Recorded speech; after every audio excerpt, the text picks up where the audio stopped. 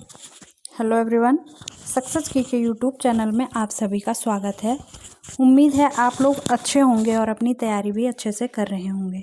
तो यहाँ पर मैं आपके लिए आज समावेशी शिक्षा से संबंधित कुछ महत्वपूर्ण प्रश्न लाई हूँ। 20 प्रश्न जो आपके लिए आगे आने वाले पेपर के लिए बहुत ही महत्वपूर्ण हो सकते हैं। तो आज का पहला प्रश्न है, मंद अधिगामी बालकों की पहचान का मानदंड है शैक्षिक उपलब्धि और मानसिक उपलब्धि। तो इसका उत्तर है ए और बी दोनों, यानी कि शैक्षिक उपलब्धि भी और मानसिक उपलब्धि भी। ठीक है, मंद अधिगामी बालक, इन बालकों को शैक्षिक रूप से पिछड़ा हुआ बालक भी कहते हैं। ठीक है, इन बच्चों का जो बौद्धिक स्तर होता है वो क्या होता है, जो सामान्य बालक होते हैं उनसे कम होता है। ठीक है, यानी कि उनके अकॉर्डिंग वो थोड़ा सा धीमी गति में सीखते हैं। अगला प्रश्न है, मंद अधिगामी बालकों की विशेषता होती है। ठीक है, तो जो मंद अधिगामी बालक होते हैं उनकी जो क्या क्या होती हैं विशेषताएं, वो होती हैं शैक्षिक मंदता, भाषा दोष, वाणी बाधित और ये सभी। जैसा कि मैंने आपको ऊपर भी बताया था कि शैक्षिक मंदता यानी कि वो धीमी गति से सीखते हैं। तो ये सभी क्या हैं, मंद अधिगामी बालकों की विशेषताएं हैं। तीसरा प्रश्न है, मंद अधिगामी बालकों की बुद्धि लब्धि होती है 90 और 90 से अधिक। ठीक है, चौथा है, मंद अधिगामी बालकों की मुख्य समस्या होती है मंद गति से सीखना, सामाजिक असुविधात्मक यानी कि वो समाज के साथ सामंजस्य नहीं बिठा पाते और स्मरण नहीं रख पाते। ठीक है, और ये सभी। तो यहाँ पर ये सभी इसका उत्तर हो जाएगा। अगला प्रश्न है, मंद अधिगामी बालकों हेतु शिक्षण प्रविधियाँ हैं मूर्त सहायक सामग्री, या प्रस्तुतिकरण छोटे वाक्यों में, या फिर पाठ्य वस्तु को खंडों में प्रस्तुत करना, या ये सभी। ठीक है, तो जो मंद अधिगामी बालक होते हैं इनके लिए जो शैक्षणिक प्रविधियाँ होती हैं वो कैसी होती है, यानी कि इनको किस प्रकार से सिखाया जाता है।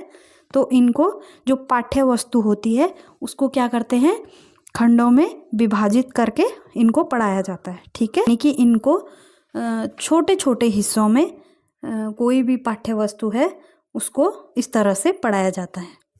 अगला है, समावेशी शिक्षा की व्यवस्था की जाती है सामान्य बालकों हेतु, दोनों प्रकार के लिए, विशिष्ट बालकों हेतु और किसी के लिए नहीं। तो यहाँ पर उत्तर हो जाएगा किसी के लिए नहीं, क्योंकि जो समावेशी शिक्षा होती है वह क्या होती है, वह सबके लिए होती है।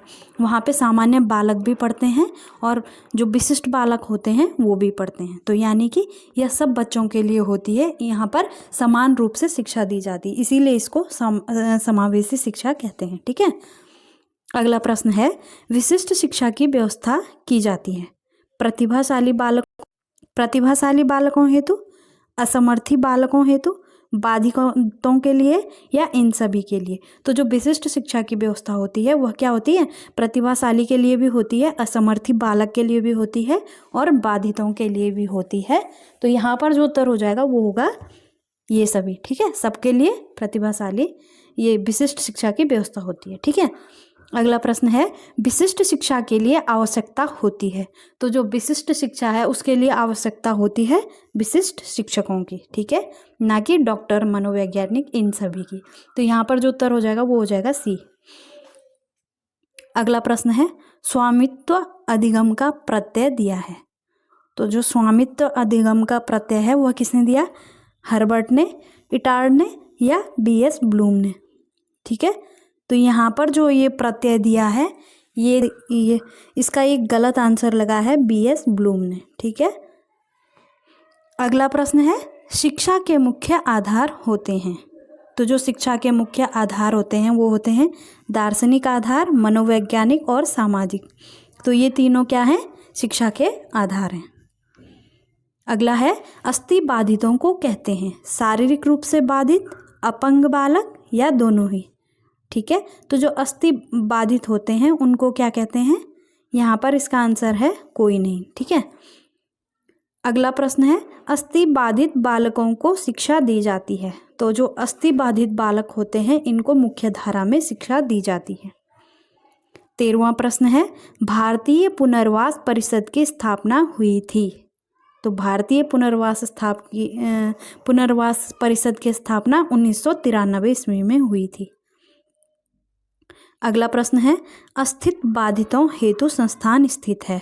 तो जो अस्थित बाधितों का संस्थान है वो है दिल्ली में, ठीक है। और देहरादून में क्या है?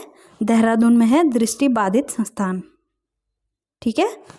अगला है, अस्थित बाधितों हेतु आरक्षण का प्रावधान है।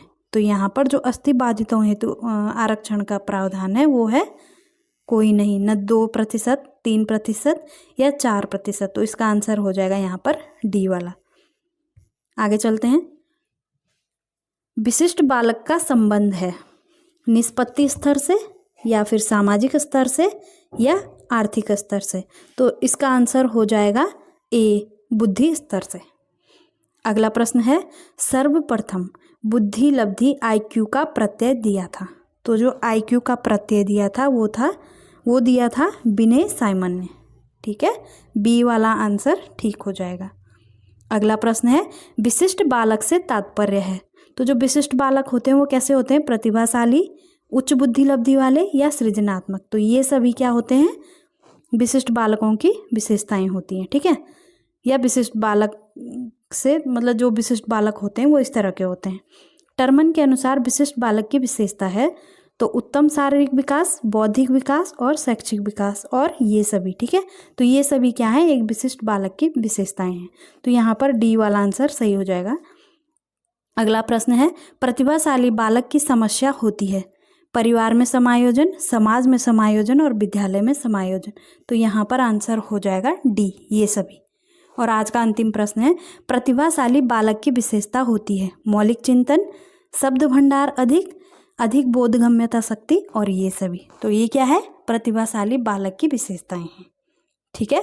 तो आज के लिए इतना ही, मिलते हैं अगली वीडियो में। अगर आपको मेरी वीडियो पसंद आ रही है तो प्लीज़ लाइक करिए, शेयर करिए। मैं कोशिश करूँगी हर शनिवार को ये वाली CDP वाली क्लास लाने की, ताकि आपको आने वाले पेपर के लिए कुछ ना कुछ यहाँ से मदद मिले। तो तब तक के लिए पढ़ते रहिए, प्रयास करते रहिए। धन्यवाद।